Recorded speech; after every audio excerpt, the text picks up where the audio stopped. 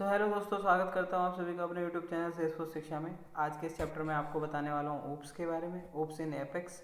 तो ओप्स पहले भी आपने प्रोग्रामिंग लैंग्वेजेस में सुना होगा। ओप्स का जो भी कंसेप्ट है, तो OOPS basically stands for object oriented programming system.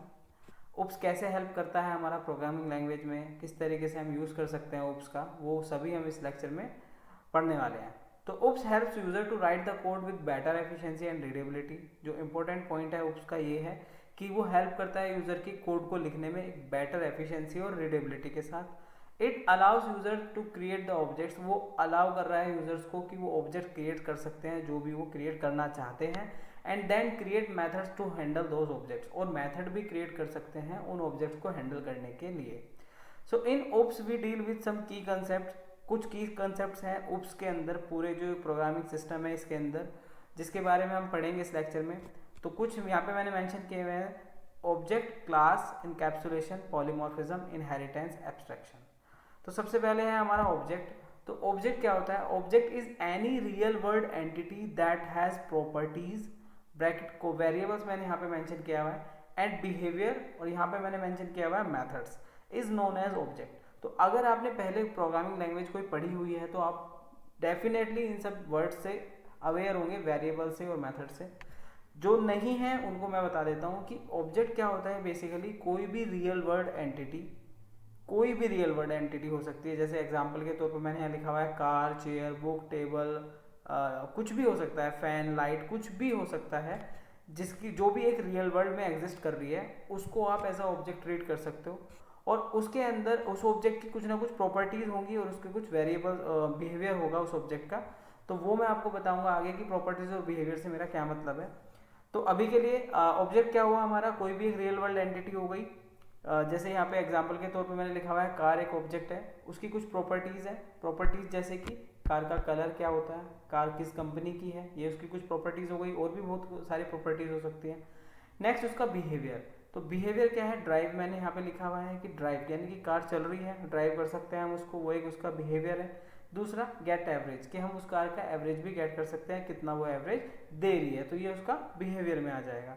तो technically we can say that object is an instance of class. Technically हम क्या कह सकते हैं कि ऑब्जेक्ट क्या होता है? किसी क्लास का इंस्टांस होता है। क्लास से हमारा क्या मतलब है? तो क्लास हमारा बेसिकली होता है टेम्पलेट और blueprint from which objects are created. Basically जो ऑब्जेक्ट को जहाँ से ऑब्जेक्ट क्रिएट हो रहे हैं, उस ब्लूप्रिंट को, उस टेम्पलेट को हम क्या कहते हैं? क्लास कहते हैं। तो a class is use to represent और to give definition to an object. कोई भी क्लास हमारी है वो रिप्रेजेंट करती है, या फिर किसी भी ऑब्जेक्ट को डेफिनेशन जो मिल रही है वो कहाँ से मिल रही है? क्लास से मिल रही है। So classes consist of other classes, user defined methods, variables, exception types, etc. तो क्लास जो होती है हमारी क्या क्या कंटेन करती है? दूसरी क्लासेस भी कंटेन कर सकती है, यूजर डिफाइंड मेथड्स भी कंटेन कर सकती है, वेरिएबल्स कंटेन कर सकती है, और भी काफ़ी सारी चीज़ें कंटेन करती है एक क्लास। तो फॉर एग्जांपल के तौर पे मैंने यहाँ पे एग्जांपल दिया हुआ है कि company is an object. Company है हमारा, कोई भी कंपनी, उसको एक एज अ ऑब्जेक्ट की तरह ट्रीट किया गया है। So company is an object, so class will represent its properties like company name, location and its behavior like hiring and firing। ठीक है। तो कंपनी आपकी एक ऑब्जेक्ट है, तो उसकी जो क्लास है वो क्या रिप्रेजेंट कर रही है? उस कंपनी की प्रॉपर्टीज और उस कंपनी का बिहेवियर। अभी हमने पीछे पढ़ा था कि कोई भी ऑब्जेक्ट क्या होता है? जिसकी कुछ प्रॉपर्टीज होती है और जिसका कुछ बिहेवियर होता है। तो यही सारी चीजें कहाँ से रिप्रेजेंट हो रही हैं? एक क्लास से रिप्रेजेंट हो रही है। क्योंकि क्लास क्या होती है? कोई भी ऑब्जेक्ट का ब्लूप्रिंट होती है जो किसी भी ऑब्जेक्ट को डेफिनेशन दे रही है। ठीक है। तो एग्जाम्पल देखो, अगर आप यहाँ पे देखोगे गाइज कि ये एक क्लास यहाँ पे डिफाइन की हुई है। इसके अंदर string company name, string location, ये मैंने क्या डिफाइन किया हुआ है गाइज? उसकी प्रॉपर्टीज। और हायरिंग, ये एक हमने यहाँ पे मेथड बनाया हुआ है हायरिंग, और एक मेथड यहाँ पे बनाया हुआ है फायरिंग होगा गाइज, ये गलती यहाँ पे हो गई है थोड़ी सी। तो हायरिंग और फायरिंग यहाँ पे दो मेथड हो जाएंगे हमारे। तो ये हायरिंग और फायरिंग हमारे क्या हो गए? बिहेवियर हो गए उस क्लास के, ठीक है, उस ऑब्जेक्ट के, सॉरी। तो इस ऑब्जेक्ट को हमारा डेफिनेशन जो मिल रही है वो किससे मिल रही है? इस क्लास से मिल रही है। ठीक है गाइज, आगे चलते हैं। तो आगे जो हमारा इंपॉर्टेंट की कंसेप्ट है ओप्स का, वो है इनकैप्सुलेशन। तो encapsulation is binding of code and data together in a single unit. Encapsulate कर रहा है, वो डेटा बाइंड कर रहा है एक सिंगल यूनिट में। In OOPs we achieve it with the help of classes. OOPs के अंदर हम इनकैप्सुलेशन किसकी हेल्प से अचीव करते हैं? क्लास की हेल्प से ही हम इनकैप्सुलेशन अचीव करते हैं। कैसे करते हैं? अभी मैं आपको आगे एग्जांपल भी दिखाऊंगा। तो अ कैप्सूल, एक रियल वर्ल्ड एग्जांपल हम इसका अगर लें, एक कैप्सूल जो होता है मेडिसिन का, it is wrapped with different type of medicine. अब उस कैप्सूल के अंदर डिफरेंट डिफरेंट टाइप की क्या होती है? मेडिसिन हो रही है। तो वो क्या कर रहा है? उन मेडिसिन को इनकैप्सुलेट कर रहा है एक सिंगल यूनिट में, ठीक है। तो N apex class it is wrapped with object properties and behaviour. अभी मैंने आपको पीछे बताया भी था कि कोई भी एपेक्स क्लास जो होती है हमारी, वो रैप्ड अप होती है किससे? ऑब्जेक्ट की प्रॉपर्टीज से और बिहेवियर से, ठीक है। तो आप यहाँ पे एग्जांपल देख सकते हो, जैसे कि कंपनी हमारी जो है वो क्लास थी। इसके अंदर इस कंपनी जो हमारा ऑब्जेक्ट है, इसकी कुछ प्रॉपर्टीज है, कंपनी नेम और लोकेशन, और इसका एक मेथड यहाँ पे डिफाइन किया हुआ हायरिंग, यानी कि जो इसके बिहेवियर को शो कर रहा है। तो किसी भी ऑब्जेक्ट की ये प्रॉपर्टी भी शो कर रहा है और उसका बिहेवियर भी शो कर रहा है, यानी कि binding different properties and behaviour together, कि डिफरेंट प्रॉपर्टीज को और उसके बिहेवियर को वो क्या कर रहा है? बाइंड कर रहा है। तो वो बाइंड किसके थ्रू कर रहा है? एक क्लास के थ्रू कर रहा है, इनकैप्सुलेट कर रहा है, ठीक है, एक सिंगल यूनिट में। तो ये क्या हो गया? हमारा इनकैप्सुलेशन हो गया। आगे चलते हैं, एब्स्ट्रैक्शन। तो एब्स्ट्रैक्शन क्या होता है एपेक्स में? Hiding internal complexity and showing functionality is known as abstraction. कि यानी कि इंटरनल जो कॉम्प्लेक्सिटी है, कि अंदर क्या है उसके अंदर, वो चीज़ हाइड हो रही है और सिर्फ फंक्शनैलिटी यानी कि जो आउटपुट है उसी को शो किया जा रहा है। उस प्रोसेस को हम क्या बोलते हैं? एब्स्ट्रैक्शन बोलते हैं। एग्जाम्पल के तौर पे we drive a car but don't know internal processing. Simple, कि हम कार ड्राइव करते हैं, हमें पता है कि गियर कहाँ डालना है, कैसे डालना है और कहाँ कार लेके जानी है, बट वो गियर कहाँ से डल रहा है, उसके अंदर क्या प्रोसेस चल रहा है, क्या उसके अंदर मशीन यूज़ की हुई है, टेक्निक यूज़ की हुई है, वो हमें नहीं पता। वो हमसे क्या की हुई है? हाइड की हुई है। तो यानी कि फंक्शनैलिटी का हमें पता है बट कॉम्प्लेक्सिटी जो इंटरनल है वो उसका हमें आइडिया नहीं है। तो in Apex we use abstract class and interface to achieve abstraction. तो हम एपेक्स के अंदर हम एब्स्ट्रैक्ट क्लास का यूज़ करते हैं और इंटरफेस का यूज़ करते हैं एब्स्ट्रैक्शन को अचीव करने के लिए। एग्जाम्पल भी मैंने यहाँ पे दिया हुआ है कि सेम वही हम क्लास अपनी ले रहे हैं यहाँ पे भी, कि कंपनी हमारी, एक कंपनी नेम से मैंने एक क्लास बनाई हुई है, ये इसकी कुछ प्रॉपर्टीज़ यहाँ पे डिफाइन हुई हैं और इसका यहाँ पे मेथड डिफाइन हुआ है। तो ये यहाँ पे जो मैंने ब्लू कलर से हाईलाइट किया हुआ है, आप देख रहे होंगे कि ऊपर जो है क्लास नेम के साथ मैंने पब्लिक का यूज़ किया हुआ है। यहाँ पे जो मैंने दो प्रॉपर्टीज़ डिफाइन की हुई हैं उनके साथ मैंने प्राइवेट का यूज़ किया हुआ है, और फिर जो मैंने हायरिंग का मेथड बनाया हुआ है इसके साथ मैंने पब्लिक का यूज़ किया हुआ है। तो ये क्या है हमारे बेसिकली पब्लिक और प्राइवेट? ये हमारा एक्सेस मॉडिफायर है। एक्सेस मॉडिफायर यानी कि क्या एक्सेस देना है, क्या नहीं देना है। तो यहाँ पे ये क्या कर रहा है, जहाँ पे मैंने प्राइवेट यूज़ किया हुआ है, ये प्राइवेट मतलब कि ये दूसरी किसी क्लास से हम इन प्रॉपर्टीज़ को एक्सेस नहीं कर सकते हैं। मैंने इसको क्या कर दिया है? प्राइवेट कर दिया है इस क्लास के लिए, ठीक है। और जो पब्लिक है हमारा, उसको हम दूसरी किसी क्लास से यूज़ कर सकते हैं। तो यानी कि हमने क्या कर लिया, सब बहुत बार ऐसा होता है कि आपको किसी भी प्रोजेक्ट में कुछ भी, आप कोई भी इंपॉर्टेंट क्लास लिख रहे हो, उस क्लास के अंदर बहुत सारी चीज़ें ऐसी होती हैं जो सेंसिटिव होती हैं और आप चाहते हो उसको प्राइवेट करना, कि जो कोई दूसरी क्लास से उसको एक्सेस ना कर सके।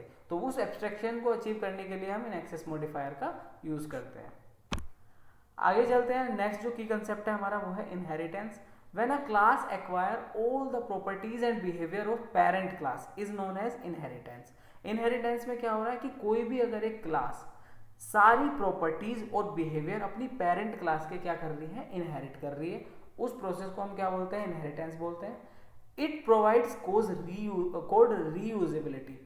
इनहेरिटेंस गाइस हमें क्या प्रोवाइड करता है? Code reusability. कैसे प्रोवाइड कर रहा है? कि हमने पेरेंट क्लास का ही कोड क्या कर लिया है? इनहेरिट कर लिया है, यानी कि हमने उस कोड को क्या कर लिया है? रीयूज कर लिया है। Second, use to achieve run time polymorphism. और इनहेरिटेंस का हम यूज एक जगह और करते हैं रन टाइम पॉलीमॉर्फिज्म अचीव करने के लिए, वो हम आगे देखेंगे। नेक्स्ट क्या है? अच्छा, इसका एग्जाम्पल हम देख लेते हैं इनहेरिटेंस का। Suppose we have two shape, rectangle and circle. हमारे पास दो शेप है, रेक्टेंगल हो गया एक और एक सर्कल हो गया। Both have area and parameter, दोनों का ही एरिया होता है और पैरामीटर होता है, यानी कि दो शेप है हमारी, दोनों का ही एरिया भी होता है और पैरामीटर भी होता है। वो बात अलग है कि डिफरेंट होता है, बट कॉमन क्या है कि एरिया भी दोनों का होगा और पैरामीटर भी दोनों का होगा। तो यहाँ पे हमने क्या किया हुआ है, इंटरफेस क्लास का यूज किया हुआ है। इंटरफेस क्लास का हमने यूज करके क्या किया हुआ है गाइज, एक यहाँ पे मेथड को हमने डिफाइन किया हुआ है। अब इस इंटरफेस क्लास को हमने क्या करा, एक रेक्टेंगल नाम से क्लास बनाई और इम्प्लीमेंट कर लिया इस इंटरफेस को। जो शेप नाम का ही हमने इंटरफेस ऊपर डिफाइन किया हुआ था, इसको हमने यहाँ पे इम्प्लीमेंट कर लिया हुआ है।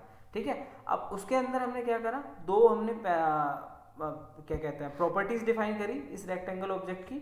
दो हमने यहाँ पे प्रॉपर्टीज में क्या क्या डिफाइन करा, उसकी लेंथ और ब्रेथ। और फिर हमने क्या करा, इस जो हमने गेट एरिया नाम का यहाँ पे मेथड डिफाइन किया हुआ था इंटरफेस में, इसको हमने यहाँ पे क्या कर लिया, अपने क्लास में उसको एक डेफिनेशन दे दी। ठीक है, तो जितने भी इसमें ध्यान रखने वाली चीज़ ये है कि जितने भी आप यहाँ पे मेथड्स को डिफाइन कर रहे होंगे, उन सभी को आपको यहाँ पे नीचे डेफिनेशन देनी जरूरी है, अदरवाइज आपका कोड सेव नहीं होगा। तो आपने क्या करा, इस गेट एरिया को यहाँ पे यूज कर लिया और रिटर्न क्या करा लिया आपने, इस पर्टिकुलर शेप का, यानी कि रेक्टेंगल का एरिया क्या होता है आपका, लेंथ इनटू ब्रेथ, इसको आपने क्या करा लिया, रिटर्न करा लिया है। ठीक है, तो आपने क्या करा, इसको इस पर्टिकुलर कोड को इनहेरिट कर लिया अपनी पेरेंट क्लास से। सिमिलरली आप अगर सर्कल के क्लास पे जाओगे तो सर्कल की क्लास में भी आप यही इंप्लीमेंट कर रहे हो, यही वाला इंटरफेस आपने यहाँ पे भी इंप्लीमेंट करा। यहाँ पे आपने क्या वेरिएबल डिफाइन किया हुआ है, रेडियस डिफाइन किया हुआ है, और आपने गेट एरिया को यहाँ पे भी डेफिनेशन दी हुई है। तो इसकी डेफिनेशन यहाँ पे क्या दी हुई है आपने, आप इसमें रिटर्न करा रहे हो जो सर्कल का एरिया का होता है, वो क्या होता है, पाई आर स्क्वायर। तो पाई की वैल्यू 3.14 इंटू रेडियस। ठीक है, तो आपने क्या करा, दो डिफरेंट शेप का आपने एरिया यहाँ पे गेट कर लिया है, वो जो पेरेंट क्लास में आपने मेथड डिफाइन किया हुआ था उसको इनहेरिट करके। ठीक है गाइस, आगे चलते हैं। नेक्स्ट है हमारा पॉलीमॉर्फिज्म। तो पॉलीमॉर्फिज्म नाम से भी आपको समझ आ रहा होगा, पॉली मतलब मैनी, तो one name and many form is known as polymorphism, कि एक ही नाम है लेकिन फॉर्म बहुत सारी है, उसकी अलग अलग फॉर्म है, उसको हम क्या बोलते हैं, पॉलीमॉर्फिज्म बोलते हैं। For example, a boy can be a son, brother, husband, student etcetera at the same time, कि कोई भी एक लड़का एक टाइम पे, एक लड़का एक ब्रदर भी हो सकता है, भाई हो सकता है, एक पति भी हो सकता है किसी का, स्टूडेंट भी हो सकता है वो क्लास का, कॉलेज का, और वो एक बेटा भी हो सकता है। ठीक है, तो एक ही लड़का है बट डिफरेंट उसकी फॉर्म्स यहाँ पे हो गई। तो इस चीज को हम क्या बोल रहे हैं, पॉलीमॉर्फिज्म बोल रहे हैं। तो in Apex we achieve polymorphism using method overloading and method overriding. Method overloading और ओवरराइडिंग का यूज करके हम पॉलीमॉर्फिज्म को अचीव करते हैं। तो एग्जाम्पल के तौर पे मैं पॉलीमॉर्फिज्म का यहाँ पे एक ही एग्जाम्पल आपको दे रहा हूँ। यहाँ पे आपने यहाँ पे क्या किया हुआ है कि एक एडिशन नाम की क्लास बनाई हुई है, उसके अंदर आपने एक मेथड बनाया हुआ है सम नाम का।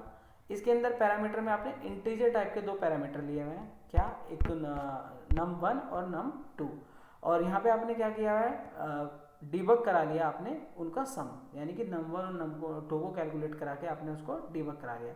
सेम आपने दूसरा यहाँ पे सम नाम का एक और मेथड यहाँ पे बनाया हुआ है, इसमें आप पैरामीटर में क्या पास कर रहे हो, डेसिमल पास कर रहे हो, यानी कि आपने क्या कर चेंज कर दिया, पैरामीटर सेम चेंज कर दिया, और मेथड आपका क्या है, सेम है, यानी कि काम आप क्या कर रहे हो, सेम ही कर रहे हो। ठीक है, चीज आप मतलब मेथड का नाम जो है वो सेम है, बट यहाँ पे पैरामीटर्स में आपने क्या क्या पास कर दिया, डिफरेंट टाइप का डेटा टाइप पास कर दिया। ऊपर आप इंटीजर से सम करा रहे हो, नीचे आप डेसिमल से सम करा रहे हो। तो ये एक उप्स का कंसेप्ट मैंने समझाने की कोशिश करी है, एक बहुत ही शॉर्ट से लिमिटेड से वीडियो में। उम्मीद करता हूँ आपको समझ आया होगा, और आगे भी वीडियो आने वाले हैं काफ़ी, तो subscribe my channel. Thank you.